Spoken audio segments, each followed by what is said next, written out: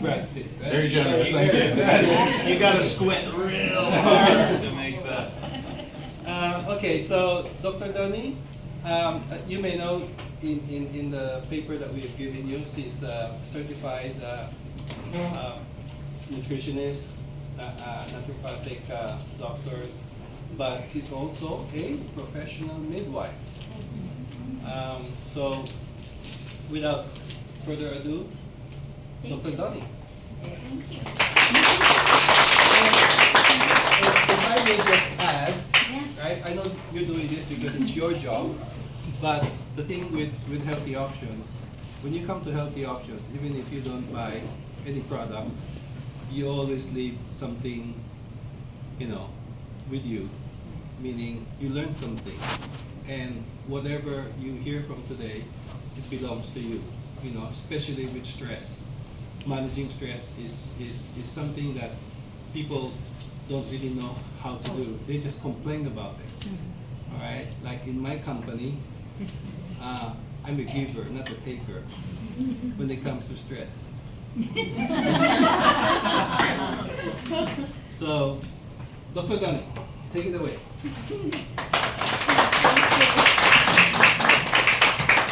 Would you rather me sit or stand? I'm not sure if you. You can sit down. You Yeah. can sit down. Okay. Okay. Very good. Thank you all for coming.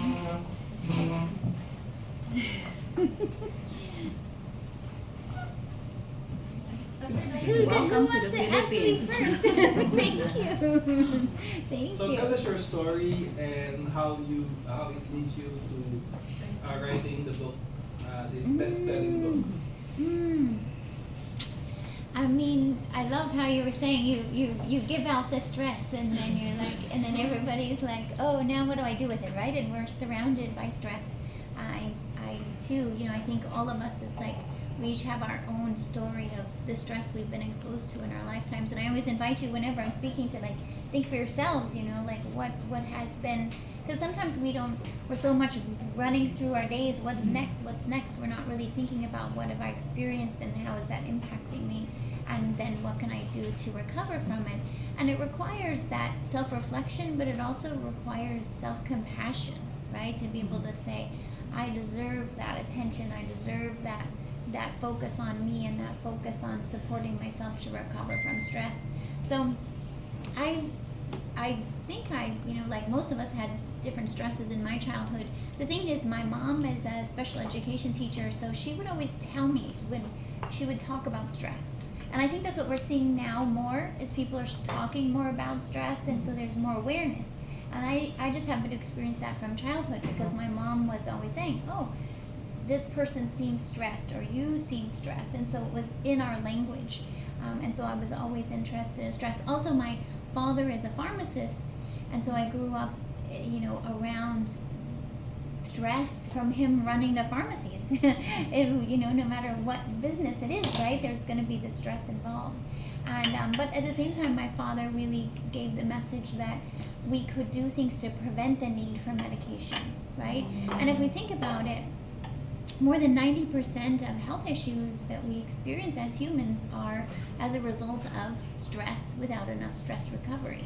So everything from anxiety, depression, even insomnia, even high blood pressure, heart disease, diabetes, but every other kind of health issue that you can think of related to digestive issues, hormone issues, too much weight gain or too much weight loss, or skin issues, or you know what I mean? Like if you start to just think of all the health issues, if you look back to what originally caused this health issue, you come back to stress as the originating cause of these health issues.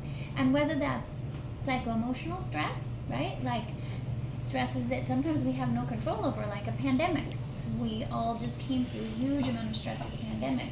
Or stress from divorce, or from loss in the family, or betrayal, financial stress. There's so many stresses that we can potentially deal with on an emotional level, but there's also stresses on a physical level, say an injury, a concussion, even infections, even having had COVID or any other kind of infection is another stress on the body that it has to recover from. Also, toxins in the environment are a stress on the body. So stress going outside of just psycho-emotional stress to all these other forms of stress that as humans we're going to get exposed to.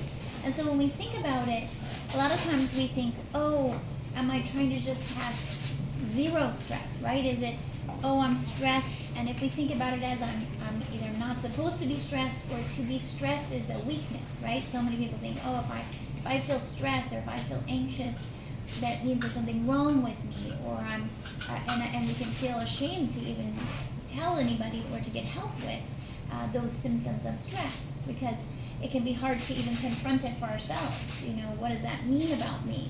And I think that's why a lot of people suffer in silence with these health issues and symptoms of stress, is because they feel like, I can't say it out loud. And believe me, one of the other reasons I wrote this book is because I had migraines for over 20 years. So I was in having, the pain of migraines over and over again, but I was suffering in silence. I felt like an imposter to be a naturopathic doctor who had migraines. And I felt like my patients are not supposed to know that I also don't feel good. And so I wouldn't tell anybody. I would be in pain, but I wouldn't say anything. And that went on for years and years. And the amazing thing is I was in the background always trying to solve the migraines. So then I gotta get this to stop happening, and I don't really want to just rely on a medication, which is, I think more and more people are realizing, I don't want to just rely on a medication. thank you. I'd rather, and now you can see I can keep talking, so you guys can always ask me questions, but I'll get to the end of this story here, which is that, at a certain point I realized, as I was researching how do I solve these migraines and how do I help my patients, because now I've been seeing patients for 23 years, I realized that I needed to start talking about it. And so I started actually telling people, first friends and colleagues of mine, and then even when I was speaking professionally, and then I wrote about it in this book, that I was experiencing these migraines. And the amazing thing was, as soon as I started sharing and talking about having migraines, they started decreasing. And it just really showed me, like, part of what causes these health issues to perpetuate is because we're too afraid to acknowledge that it's happening to us, and too afraid to say something about it, and too afraid to accept help from someone else, right? And so sometimes it's a matter of letting ourselves be a little bit more vulnerable and say, hey, we're all human. We all have stress. We're all going to have symptoms of stress. Let's just all just kind of like be okay, a little bit more okay with that, right? Be a little bit more human, and be a little bit more okay having symptoms that humans have. And then together be able to say, hey, I have compassion for each other and compassion for ourselves, to say, okay, now we're at a table where we can problem solve. Now we can say, what are we going to do about this?